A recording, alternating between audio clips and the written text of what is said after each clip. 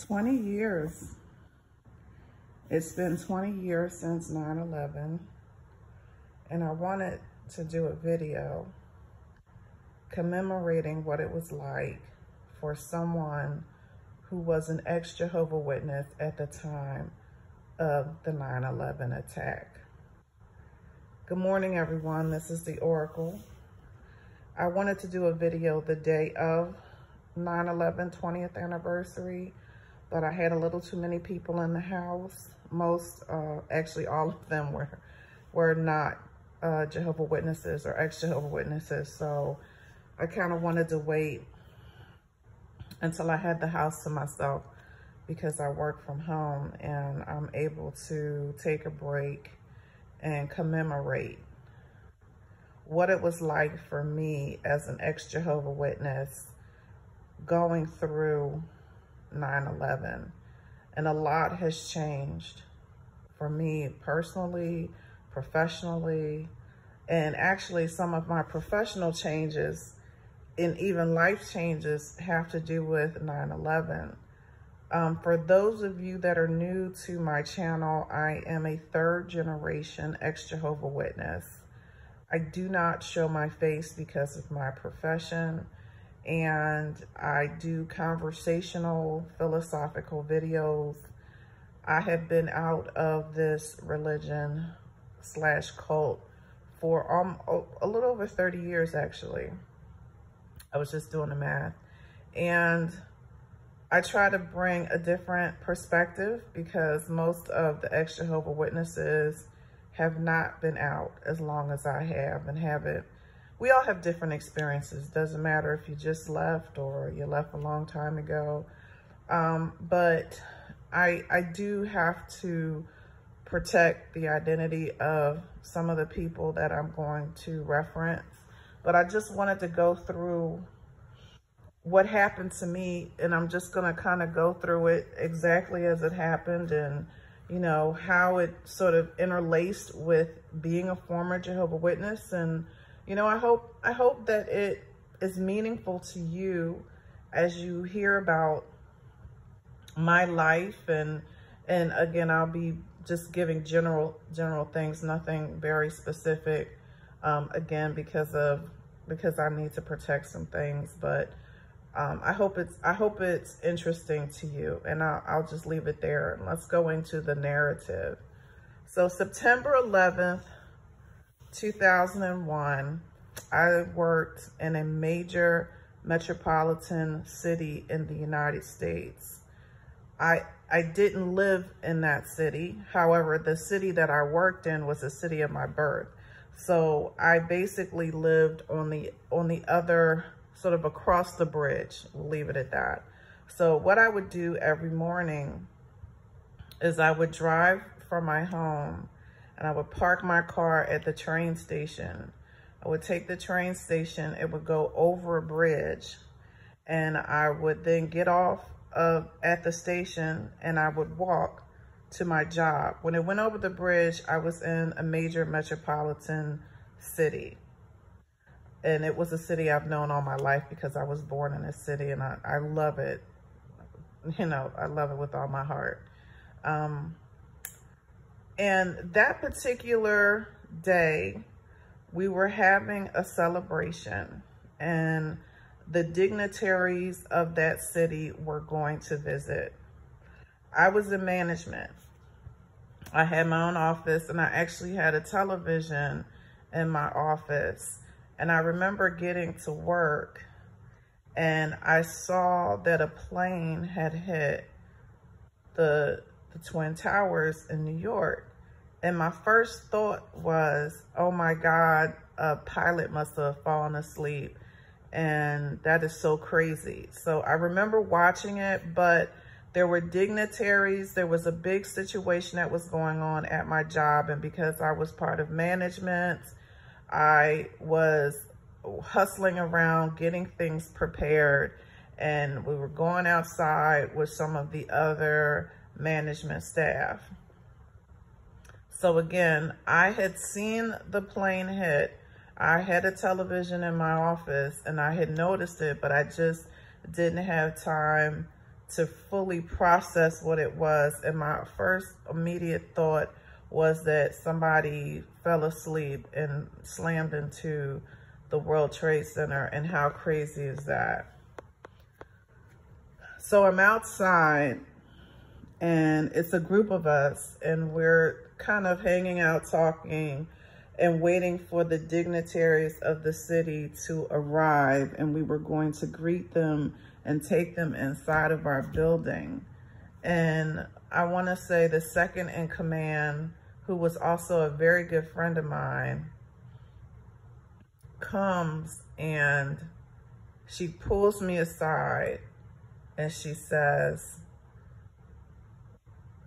"The United States is under attack. I do not want you to panic." And I was really, really shocked. I didn't quite comprehend what she was saying because it seemed so, I didn't comprehend what she was saying. I was so overwhelmed and shocked that I actually went mute for a second and was basically in shock. My second pure thought was, oh my God, it's Armageddon. And I never forget that. I never forget. And I don't know how to explain that to people, but I think a lot of ex-Jehovah Witnesses and PMOs, and maybe even just Jehovah Witnesses that are listening, I was born into the Jehovah Witness organization, as were my parents. And I have been hearing about Armageddon from the time I was born. I knew at this point, and this is 20 years ago, but I had already been out of the Jehovah Witness organization for a decade. I did not believe in it whatsoever.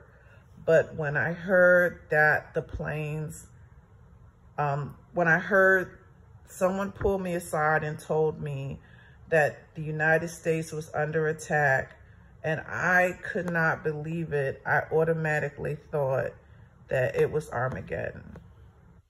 And okay, my second thought after that was, of course, it wasn't Armageddon. But the next thought, and again, I've actually spoken on this, which is kind of interesting.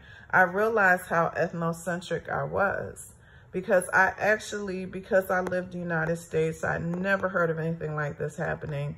I couldn't believe that something like this could happen on United States soil. It was unfathomable for me that this wasn't Bosnia, this wasn't Rwanda, this wasn't, you know, I just could not believe it. And I literally went into absolute shock.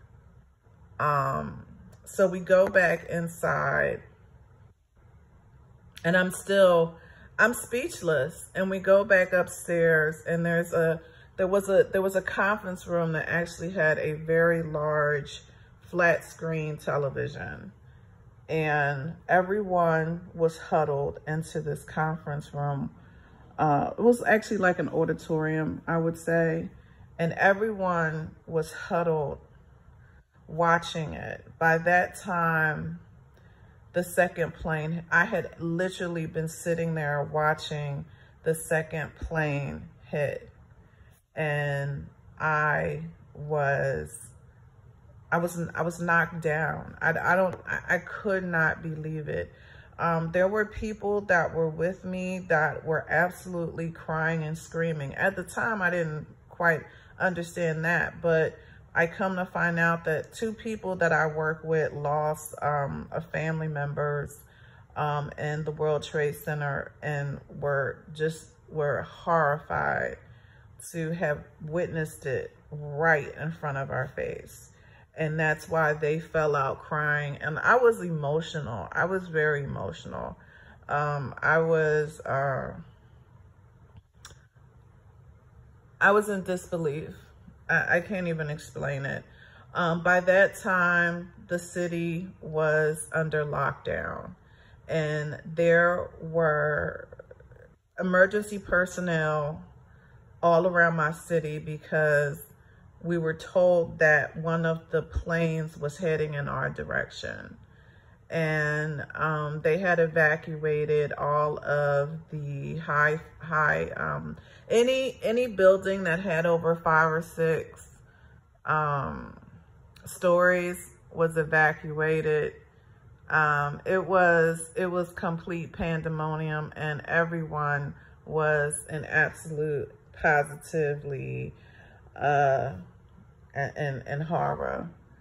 It affected me on so many levels. I've been married one more time. So I was in my first marriage. My first marriage was actually ending at that time. So we were separated, but we didn't have anything in writing. So I still communicated with him here and there. And he worked, and I'm trying to protect his identity. He worked in an official, I'll just leave it there. He worked in an official capacity, and I was concerned, so I reached out to him, and my cell phone was not working.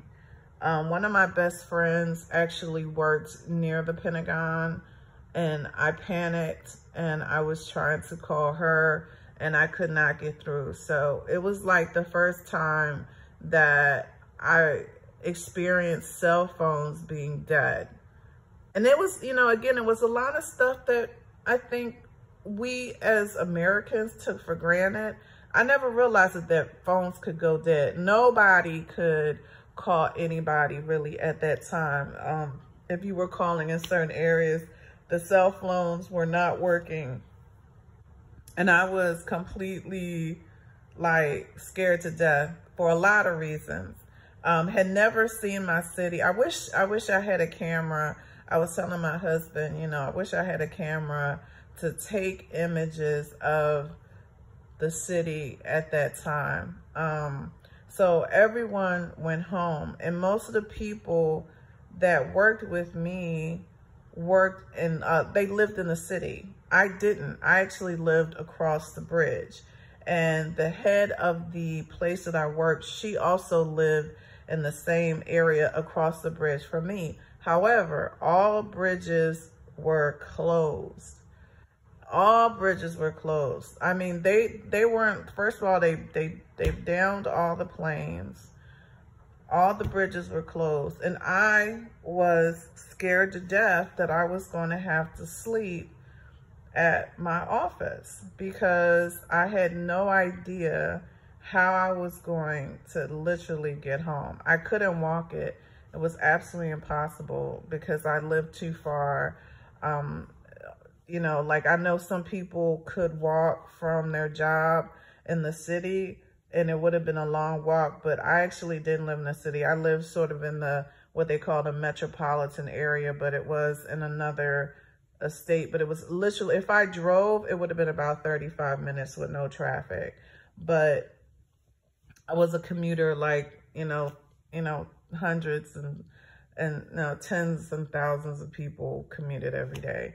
But when something like that happens and trains are basically stalled, you're scared about what's happening. And again, we were on lockdown because there was a plane that was heading towards where I was. So they had the National Guards had been deployed on the streets. I had never seen anything like it. We were scared to death. We were literally huddled in a corner. We were watching on the news, and people were calling on the landlines, calling their family members. Family members were calling, and it was the scariest thing. I remember, and then when it was like levels of fear. So again, from an EX Jehovah Witness perspective, I realized that it wasn't Armageddon. But I think there was one other person I was working with that was, actually she was a Jehovah Witness. She wasn't an EX Jehovah Witness, and she knew that I wasn't a Jehovah Witness. But we were actually kind of buddies in a way. I mean, she didn't, it's really funny, but she knew I was, you know, quote unquote disfellowshipped, and, you know, we still would, you know, chit chat from time to time. And she was a devoted Jehovah Witness, but really didn't have any issues communicating. And she came over to me. She had been crying, and we hugged each other, and she asked me, was I okay? And I said I was. And she said, have you talked to anybody in your family? And I said, I called my mother, and I called my brother David, who was also in the city, working, and also commuted over the bridge. And he had gotten a ride, or I forget what happened with him. He actually stayed in the city that evening. I had just briefly talked to my brother David. I had just briefly talked to my mother. I called my grandparents. You know, at some point, and, you know, and all of these people were Jehovah's Witnesses, and nobody was like, no, we don't want to talk to you. I didn't hear from them that they thought it was Armageddon. But again, I was in absolute, there's no way for me to really articulate what I was going through at that time, because I really was trying to put it all together. It actually happened in stages. You know, the second plane attack, we were all in shock. And then we watched 3 buildings basically fall to the ground. And again, I was in a conference room, it was a big meeting room, big sort of, so we were all watching this, and we were crying, screaming, hollering, very upset. As I mentioned, some people that I work with lost family members, and they were just absolutely, and it was horrible. It's absolutely the most traumatic thing that I ever saw. And the one person that was a Jehovah's Witness, we were actually consoling one another. And it didn't matter that I was disfellowshipped and she was a Jehovah's Witness. And, you know, maybe other people have different experiences, but I'm not going to, like, you know, not tell the truth, or, you know, I don't have any agendas. It's just life. We're human beings. You know, when you're going through something that traumatic, you know, some of that stuff just doesn't matter. And, you know, I did cry. I was very emotional. And then I was scared. I didn't know how I was going to get home. It was probably, and I remember, this is hard for me because she has actually passed away. But my mentor at work, the woman who came over to me and let me know what was going on, she was second in command. And people they were slowly, the flight that they thought was coming near where I was actually, my understanding is that it crashed or was shot down. And I'll just keep it like that. So they were trying to make sure that all threats were completely addressed, that there were no more planes, no more anything going on, before they started opening up the city to let people get their parents and, you know, people go home. So by this time, it's about 7 o'clock. And it was only a few of us that were still there. The woman that also lived across the bridge was there, and my great friend who has since passed on from lung cancer. And she said to me, I'm not leaving until we figure out how we're going to get you home. And because, again, I didn't have a car. They were not allowing any of the public transportation or the trains. They weren't allowing them to go over the bridge or anything like that. So I was actually completely panicking. And finally, we were told that they were letting one lane open for people to go across the bridge. And I remember getting in the car. And again, I love my city. And I love architecture, and I love the buzz of being in cities, and I never forget the ominous feeling I felt when we were driving through that city. And if you're there, it's always hustle and bustle, but it was completely silent. I never saw so much military in my life. And I remember as we were going around a circle to go over the bridge, I turned around and I saw the Federal Reserve Bank. And there was National Guards completely, like it was like a whole line of National Guards. And again, I wish I could have taken a picture because it was something that, it was kind of like out of a movie. There was nothing. There was no traffic. All I saw was military. And I remember going over that bridge and I was scared that something was going to happen and I wasn't going to make it over the bridge. But we did. And I got home. And I was just so happy to be alive, but like just so sad. So sad for all those people that were in those buildings. And I was sad for what had happened.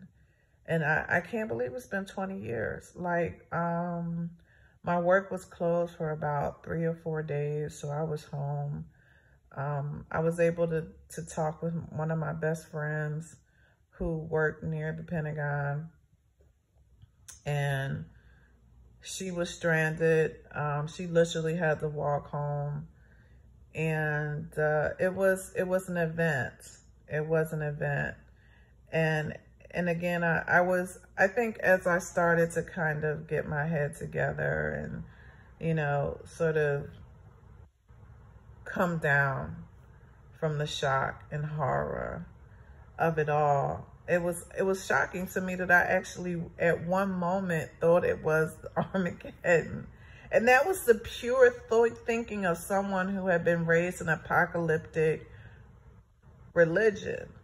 When something crazy happens like that, when there's some type of, you know, huge event that is a crisis, or there's a huge, you know, there's nothing that I can even reference to what happened at 9/11.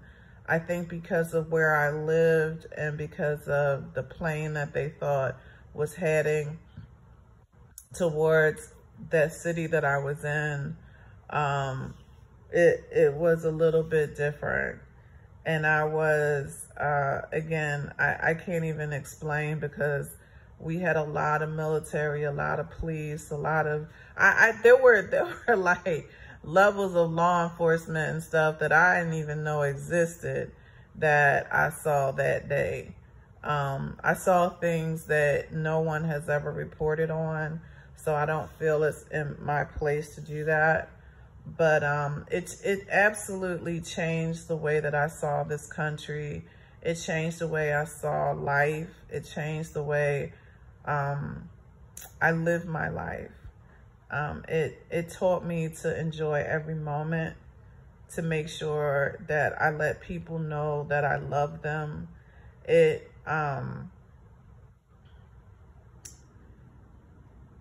was one of the reasons that I started getting a little bit more interested, I guess, in the EX Jehovah Witness community. Just kind of looking around at different things, and seeing what other people that were like me were going through. And it also, you know, just taught me that, you know, labels are just labels. At the end of the day, we're human beings. And, you know, we got to exist. And, you know, when something tragic happens, we come together, regardless of what the Jehovah Witness religion tells you, regardless of what any organized religion or group tells you. Like, I saw people from all different walks of life that came together.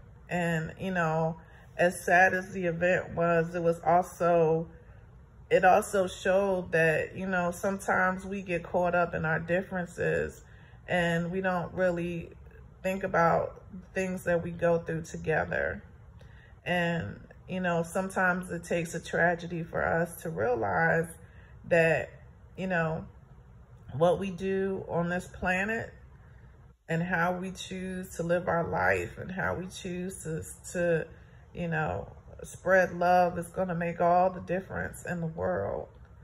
So you know, didn't want to make it, you know, a huge long video, but I wanted to share my experiences. You know, my heart goes out to anyone who suffered a loss during 9/11. I seriously can't believe it's been 20 years. A lot in my life has changed. A lot of things professionally. After that event, maybe 6 to 7 months after that, I decided to make a change professionally. There was just there were a lot of after effects of that event. And it happened all over. But I just wanted to kind of commemorate it. I wanted to share my experiences. I hope that, you know, everyone is having a blessed day. We have to remember what we have survived. We are survivors.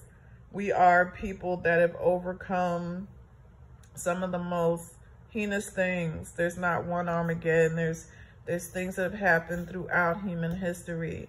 And there's something for you to get from it. You know, there's something for you to learn from it. There's something from you to gain from it if you allow yourself to. You know, I won't walk that path for you. I'll just share my experiences. I'll share my enlightenment. I'll share what it does for me. I still get emotional, you know, when I think about it, because it's still kind of fresh for me. I know it's been 20 years, but, you know, I can't believe it, you know, and I'm still here. And I'm still, you know, like sharing. I love to share stories with people because we all experienced it differently. And so again, I just wanted to kind of give the perspective from an ex-Jehovah Witness. I was an ex-Jehovah Witness at the time of the 9/11 attack. So thank you so much for listening. I hope you enjoy the rest of your day, and we will talk very soon. Be blessed.